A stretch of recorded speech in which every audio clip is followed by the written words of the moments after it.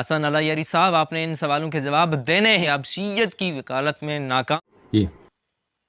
جی حسن علیاری صاحب، میرا آپ سے سوال ہے حدیث کرتاس کے متعلق کہ رسول اللہ صلی اللہ علیہ وسلم کیا لکھوانا چاہتے تھے، اور جو لکھنے نہیں دیا گیا، روکنے والوں میں قصوروار آپ کن کو سمجھتے ہیں؟ آپ کے مذہب کا اس کے بارے میں کیا نظریہ ہے؟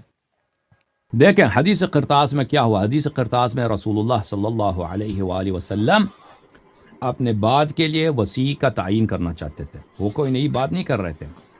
وہ وہی بات جو انہوں نے غدیر میں کہی، وہی بات جو انہوں نے عرفہ میں کہی ہے، وہی بات جو انہوں نے مختلف مقامات میں کہی ہے کہ میرے بعد میں اہل بیت علیہ السلام کی اتباع کرنا، اور امیر المؤمنین علیہ الصلوۃ والسلام میرے بعد آپ کے امام ہیں. اسی بات کو وہ بتانا چاہتے تھے، اور وہ یہ بالکل ان کے جملے سے پتہ چل جاتا ہے کہ بخاری مسلم میں یہی الفاظ ہیں کہ میں اکتب لکم کتابا لن تضلوا بعدہ، کہ میں ایک ایسی وصیت لکھوں گا کہ اس کے بعد آپ کبھی گمراہ نہ ہو جاؤ گے.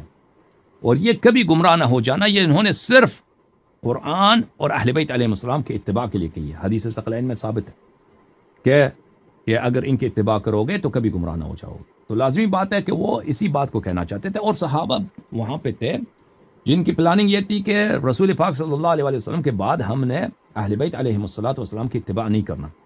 ان کے بعد ہم نے خلافت حکومت اپنے ہاتھ میں لینا. ان کو اس بات پر بالکل ان کا منصوبہ تھا.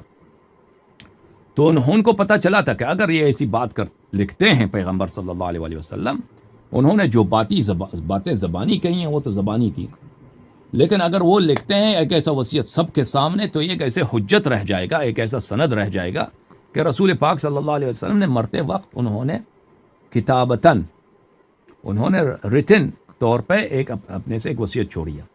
تو ان کو لکھنے نہیں دیا، اور وہاں پر انہوں نے وہاں پہ وہ باتیں کی جو بہت ہی نامناسب ہے، اور رسول پاک صلی اللہ علیہ وسلم کے شان میں کوئی بھی مسلمان ان باتوں ان جملوں کو نہیں کہہ سکتا. تو انہوں نے لکھنے نہیں دیا. تو ہمارے کتب میں اس کا ذمہ دار کون ہے؟ اس کا ذمہ دار جو ہے وہی صحابہ افضرات ہیں جنہوں نے خلافت سنبھالنے کی اور خلافت کو ہاتھ میں لینے کا انہوں نے منصوبہ بنا رکھا تھا. ان سب میں آگے عمر بن الخطاب ہے. جی اچھا علیاری صاحب، دیکھیں کہ جب وہاں پر اہل بیت بھی موجود ہیں، صحابہ بھی موجود ہیں، اور رسول اللہ نے حکم دیا ہے، تو پھر حضرت علی دے دیتے. حضرت علی نہیں دے رہے تو کوئی اور اہل بیت کا فرد دے دیتا.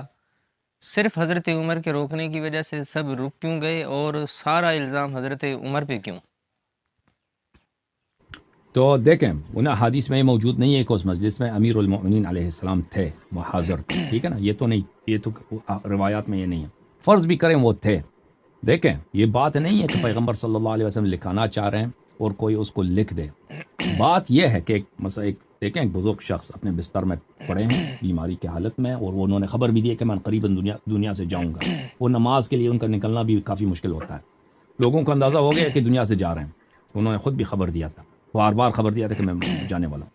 اور وہ کہہ رہے کہ میں ایک ایسی وصیت لکھنا چاہتا ہوں کہ جو میری وصیت ہوگا تاکہ میرے بات تم پہ اختلاف نہ ہو.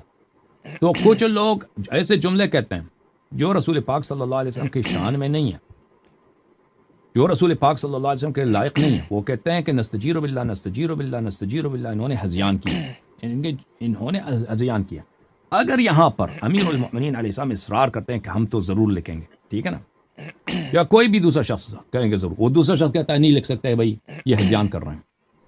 ہذیان کا مطلب سمجھتے ہیں نا؟ ہذیان کا مطلب یہ ہے کہ یہ بکواس. اردو زبان میں ہذیان کو بولتے ہیں بکواس، یعنی وہ بات ہے جس کا کوئی مطلب نہیں ہوتا، مفہوم نہیں ہوتا، ایسے الٹا سیدھا جو انسان کے منہ سے نکلتا ہے. تو یہاں پہ لازمی بات ہے کہ یہاں پہ جھگڑا شروع ہونے والا ہے. یہاں پہ اس طرح بات نہیں روکے گی، یہاں پہ تلوار نکلیں گے. تو اسی موقعیت کو رسول پاک صلی اللہ علیہ وسلم نے خود ہی سمجھا اور فوراً سب کو نکال دیا. فرمایا کہ میرے سامنے تمہیں نزاع کرنے کا حق نہیں، یہاں سے نکل جاؤ. سب کو بگا دیا. اور انہوں نے آخری دفعہ جو صحابہ نے دیکھا ہے پیغمبر صلی اللہ علیہ وسلم کو، یہی ہے کہ ان کو نکال دیا. ان ابو بکر عمر کے اس کے بعد اس کی ملاقات نہیں ہے لوگوں کی پیغمبر صلی اللہ علیہ وسلم نے. آخری دفعہ انہوں نے جو دیکھا ان کو یہاں سے بگا دیا تھا اپنے گھر سے، پیغمبر صلی اللہ علیہ وسلم نے نکال دیا تھا. تو یہ خود پیغمبر صلی اللہ علیہ وسلم کی دور اندیشی ہے کہ انہوں نے دیکھا کہ یہاں پہ فتنہ ہونے والا ہے. اور اس وقت اگر وہاں پہ جنگ شروع ہوتا، قتال ہوتا، تو اس کا بہرحال اس کے نتائج ایسے ہوتے ہیں کہ سب لوگ یعنی اہل بیت علیہ السلام شاید شہید ہو جاتے ہیں کیونکہ وہ دوسروں مخالفین کی تعداد زیادہ تھی. اور اس کے بعد جو میں نہیں سمجھتا کہ پھر کوئی پیغمبر صلی اللہ علیہ وسلم کا کوئی نام رہنے والا ہوتا. وہ سب لوگ دین سے مرتد ہو جاتے ہیں, دین سے خارج ہو جاتے ہیں.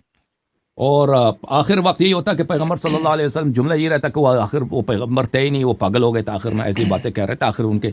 اور اس وقت جو تھا ایران بھی ایک بہت بڑا طاقت تھا, روم بھی ایک بہت بڑا پاور تھا وہاں پر, جو مسلمانوں کو وہ تھریٹ کر رہا تھا کہ کیونکہ ان کو پتہ چل گیا تھا کہ ایک ایسا نیا دین آیا جزیرۃ العرب میں جن سے ہمیں خطرہ ہے, اور یہاں پہ کسی بھی وقت ایک ایسی فوج آ سکتی ہے جو روم, بلکہ کئی دفعہ فوج گیا تھا مسلمانوں کا, غزوہ موتا, غزوہ تبوک اور جیش اسامہ, کہ روم کے سرحدوں تک گئے تھے اور رومیوں کو شکست بھی دینے کی کوشش کی تھی. اور آخری دفعہ جب پیغمبر صلی اللہ علیہ وسلم تبوک گئے تھے تو رومی خود نہیں آئے تھے جنگ کے لیے, تو ان کو تو اندازہ ہو گیا تھا. تو اس وقت ایسا وقت نہیں تھا مناسب کہ, اور قبائل بھی جتنے تھے نا وہ اتنے مخلص مسلمان نہیں تھے, وہ ابھی نئے مسلمان ہوئے ہیں. وہ تھے تو مسلمان جزیرۃ العرب والے, لیکن ابھی وہ کوئی 1 سال پہلے مسلمان ہوئے, کوئی 2 سال پہلے. اکثر لوگ یدخلون فی دین اللہ افواجا, پیغمبر صلی اللہ علیہ وسلم کے آخری 2 سال میں لوگ مسلمان ہوئے تھے. اور وہاں پہ ایک مسیلمہ کذاب تھا, اس نے بھی نبوت کا ادعا کیا تھا. سجاح تھا, اس نے بھی نبوت کا ادعا کیا تھا. اور آپ کو پتہ ہے کہ بعض صحابہ جو ہیں ان کے بھی پیروکار ہو گئے تھے, بعض ان کے کلمہ پڑھنے لگے تھے. تو اگر اس وقت وہاں پہ لڑائی ہوتی رسول پاک صلی اللہ علیہ وسلم کے گھر میں, ان کے حضور میں تلوار نکلتے, تو اس کا ہمیں تو نہیں معلوم تھا. ابھی ہم نہیں کر سکتے نا اسپیکولیٹ کر سکتے کہ واقعا کیا ہوتا, لیکن حالات ایسے نہیں تھے کہ ایسے لڑائی کا اور ایسے صفایا کا کہ یہاں پہ ان کے صفایا ہو جائے, وہ کسی کے مصلحت میں ہو. اور اس کی سب سے بڑی دلیل یہی ہے کہ خود پیغمبر صلی اللہ علیہ وسلم نے ان کو نکال دیا, اور پھر مقصد بھی حاصل ہو گیا نا پیغمبر کا صلی اللہ علیہ وسلم. پیغمبر نے جب دیکھا کہ یہ لوگ تم مانیں گے نہیں, لکھنے ہی نہیں دیں گے, اگر یہ خط لکھایا بھی جائے, جب اتنے صحابہ کی شہادت ہے کہ آخر عمر میں یہ ہذیان کہہ رہے تھے, ان کے کلمات ہذیان کے کلمات ہیں. دیکھیں لیگل جو ٹینڈر ہوتی ہے اس کی ویلیو اس وقت ہوتی ہے کہ وہ عقل سے ہو, ٹھیک ہے نا. اگر آپ عقل سے اپنی فکر سے کوئی وصیت لکھتے ہیں تو اس کی ویلیو ہوتی ہے. آپ کسی بھی عدالت میں جائیں, ایک منٹ, کسی بھی عدالت میں جائیں, اگر آپ ثابت کریں کہ جس شخص نے وصیت لکھایا ہے وہ اس وقت عقل کھو چکا تھا, اس وصیت کی کوئی ویلیو نہیں رہتی. ابھی بہت سارے امریکہ میں اس طرح ہوتے ہیں, کیسز آتے ہیں کہ کوئی شخص مرتا ہے تو اس کے بعد اس کی جو فائنل ول ہوتا ہے, اس کا جو فائنل ٹیسٹمنٹ, اس کی وصیت نامہ, اس پہ اختلاف آ جاتا ہے. مثلا اس نے اپنی بیوی کو بہت سارا پیسہ دیا یا اپنے بیٹے کو دیا, دوسرے لوگ جو ہیں کیا کرتے ہیں, کہتے ہیں یہ وصیت نامہ ہی غلط ہے. کیوں کہتے ہیں؟ وہ آخر عمر میں کیا ہو گیا تھا, اس نے اپنا ارادہ کھو چکا تھا, عقل اس کی نہیں تھی. اس نے وہ دوسروں کی تلقین سے, دوسروں کے اثر رسوخ سے اس نے ایسے لکھا ہے, اس کی اہمیت نہیں. تو بہت سارے کورٹ کیسز ایسے ہوتے ہیں کہ انویلڈ ہو جاتے ہیں وہ وصیت نامے. اگر وصیت نامہ اس طرح لکھا بھی جاتا, اتنے صحابہ جب وہ ادھر ہی پیغمبر صلی اللہ علیہ وسلم کے سامنے شہادت دے رہے ہیں کہ یہ ہذیان کہہ رہے ہیں, بکواس ہے سب, تو لازمی بات ہے کہ اس کی کوئی اس کی اہمیت نہیں رہتی. وہ لکھا بھی دیتے نا تو وہ یہی ہوتا کہ بھئی اس کو کوئی مانتا ہی نہیں ہے. تو پیغمبر صلی اللہ علیہ وسلم نے جب یہ دیکھا تو انہوں نے خود اصرار نہیں کیا کہ ہر حالت میں لکھایا جائے, ان کو وہاں سے نکال دیا. اوکے,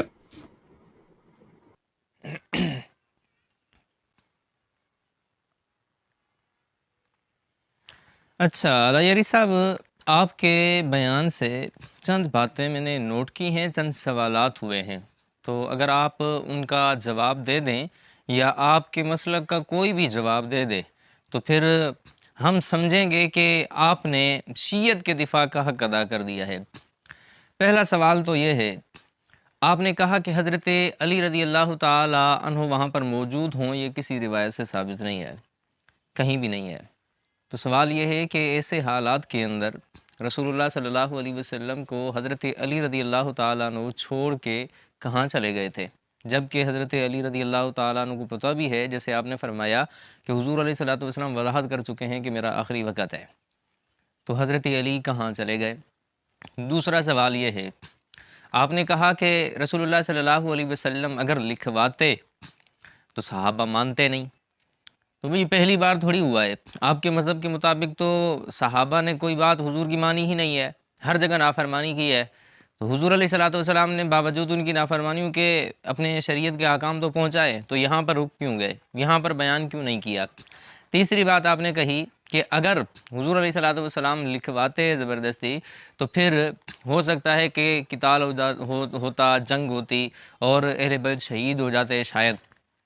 تو سوال یہ ہے، آپ کے مذہب کے مطابق تو نبی بھی عالم الغیب، ائمہ بھی عالم الغیب ہیں، تو پھر ان کو یہ پتہ نہیں تھا کہ جنگ ہونی ہے یا نہیں ہونی؟ کیا اس بارے میں ان کو علم نہیں تھا؟ اگر وہ علم تھا، جانتے تھے، تو اس کو انہوں نے وضاحت کے ساتھ بیان کیوں نہیں کیا؟ نمبر 2 اس پہ سوال ہے کہ رسول اللہ صلی اللہ علیہ وسلم کو دیکھتے ہیں تنہا اعلان نبوت کیا ہے، جب اکیلے ہیں، کوئی بھی ساتھ نہیں ہے، کسی بھی کافر و مشرک کی پرواہ نہیں کی، دعوت دیتے رہے، یہاں تک کہ کافر ایک مرتبہ ابو طالب کے پاس آئے اور آ کر کہا اپنے بھتیجے کو روکو، تو انہوں نے روکنے کی کوشش کی، حضور نے فرمایا ایک ہاتھ میں چاند دوسرے ہاتھ میں سورج رکھ دیں، پھر بھی میں رکنے والا نہیں ہوں۔ تو پھر یہاں پر رسول اللہ صلی اللہ علیہ وسلم صحابہ کی وجہ سے رک کیوں گئے؟ اور اگلا سوال یہ ہے کہ آپ نے کہا کہ رسول اللہ صلی اللہ علیہ وسلم نے فتنہ ٹالنا تھا، فتنے کے ڈر کی وجہ سے آپ نے نہیں لکھا، تو سوال یہ ہے کہ ادھر حضور فرما رہے ہیں ایسی تحریر لکھ کے دوں گا جس کے بعد گمراہ نہیں ہوگے، ایک ہے گمراہی کا فتنہ، ایک ہے وقتی فتنہ، تو حضور نے پوری امت کو گمراہی میں ڈالنا تو پسند کیا اور اہل بیت نے بھی پسند کیا، لیکن تحریر نہیں لکھوائی، اس وقت کے فتنے کا خیال کیا، یہ کوئی عقل مندی والی بات تو نہیں ہے جو رسول اللہ کی طرف منسوب کی جائے۔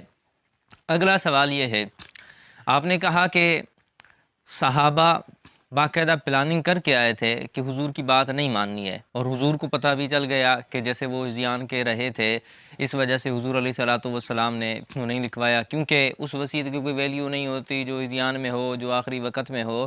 تو سوال یہ ہے کہ آپ کے عقیدے کے مطابق تو کئی ایسے مقامات آئے، کئی ایسی جگہیں آئیں جہاں پر حضور علیہ الصلوۃ والسلام نے حکم دیا، صحابہ نے نہیں مانا۔ آپ اپنے مناظروں میں اہل سنت علماء سے یہ کہتے رہتے ہیں، کئی بیانات میں آپ نے کہا ہے کہ فلاں حکم نہیں مانا، فلاں جگہ پہ بے ادبی کی، فلاں جگہ پہ نافرمانی کی، تو پھر یہاں پر رسول اللہ صلی اللہ علیہ وسلم اس نافرمانی کی ڈر کی وجہ سے چھوڑ کیوں رہے؟ اور اگلا سوال یہ ہے کہ آپ کہتے ہیں حضرت علی رضی اللہ تعالیٰ عنہ وصی ہیں، حالانکہ یہاں کہہ رہے ہیں کہ وصیت لکھی ہی نہیں گئی، جب وصیت لکھی نہیں گئی تو وصی کیسے ہوئے؟ اگلا سوال یہ ہے کہ آپ کہتے ہیں کوئی نیا حکم نہیں لکھوانا تھا بلکہ یہی خلافت والی بات لکھوانی تھی، اور حضرت علی رضی اللہ تعالیٰ عنہ کے لیے جو وصیت تھی وہی لکھوانی تھی، کوئی اور نئی بات نہیں تھی، روزہ نماز وغیرہ یہ حکم اللہ تعالیٰ نہیں لکھوانا چاہتے تھے۔ حالانکہ آپ اپنے کئی بیانات کے اندر کہہ چکے ہیں کہ اللہ تبارک و تعالیٰ نے ایک حکم کو تکرار کے ساتھ کئی مرتبہ نازل فرمایا ہے، تو حضور علیہ الصلوۃ والسلام دوبارہ لکھوا دیتے، اس وقت نہیں لکھوا رہے، صحابہ چلے گئے تو بعد میں لکھوا دیتے۔ جیسے آپ نے کہا کہ صحابہ صرف آخری وقت میں یہی ہے وقت جہاں حضور کو انہوں نے دیکھا ہے، بعد میں نہیں دیکھا، تو وقت تھا، موقع تھا، امت کو گمراہی سے بچایا جاتا، وہ تحریر اتنی قیمتی تھی تو لکھوائی جاتی، لکھوائی کیوں نہیں گئی؟ حضرت علی نے یا دیگر اہل بیت نے کیوں قلم اور دوات پھر نہیں دیا، پھر نہیں لکھا گیا؟ اس کی کیا وجہ ہے؟ یہ تمام سوالات ہیں، ان تمام سوالات کو آپ کلیئر کریں کہ انبیاء اور ائمہ آپ کے نزدیک عالم الغیب ہیں، تو ان کو اس کا پتہ تھا یا نہیں تھا؟ نمبر 2، آپ نے کہا کہ ائمہ شہید ہو جاتے، جب امامت اللہ کی طرف سے ہے تو پھر کیا اللہ تبارک و تعالی ان کا دفاع نہ کرتے؟ اور ان کو یہ پتہ نہیں تھا کہ ہم نے یہاں شہید ہونا ہے یا نہیں ہونا؟ ادھر سے آپ کہتے ہو عالم الغیب بھی ہیں، ادھر سے کہتے ہو امامت منصب خداوندی ہے، تو پھر یہ تضاد نہیں ہے؟ اس کے ساتھ آپ نے کہا فتنے کے ڈر سے، ایک طرف امت کی گمراہی کا فتنہ ہے، دوسرا وقتی فتنہ ہے، تو وقتی فتنے کو امت کے گمراہی والے فتنے پہ ترجیح کیوں دی گئی؟ اور حضور اپنی زندگی میں کبھی کسی سے نہ ڈرے، 313 لے کر گئے احد بدر کے اندر، پھر احد کے اندر کم تعداد میں صحابہ کو، جنہیں آپ منافق کہتے ہیں کہ بھاگنے والے تھے، ان کو لے کر گئے، کافروں سے لڑے ان سے، تو پھر یہاں پر ان کے مقابلے میں حضور علیہ الصلوۃ والسلام پیچھے کیوں ہٹ گئے، اہل بیت پیچھے کیوں ہٹ گئے؟ اور حضرت علی کے لیے آپ کہتے ہیں کہ وہ اشجع الناس ہیں، سب سے زیادہ بہادر ہیں، حتیٰ کہ معاذ اللہ انوار نعمانیہ کے اندر تو لکھا ہوا ہے کہ حضور سے بھی زیادہ بہادر ہیں، تو پھر بتائیے کہ حضرت علی رضی اللہ تعالیٰ عنہ کا وہ رعب، وہ بہادری یہاں پر کیوں کام نہیں آئی؟ تو ان تمام سوالوں کو کلیئر کیجیے۔ ناظرین آپ یہ سوال نوٹ کریں اور ان کے جواب حسن الایری صاحب دیں۔ حسن الایری صاحب آپ نے ان سوالوں کے جواب دینے ہیں۔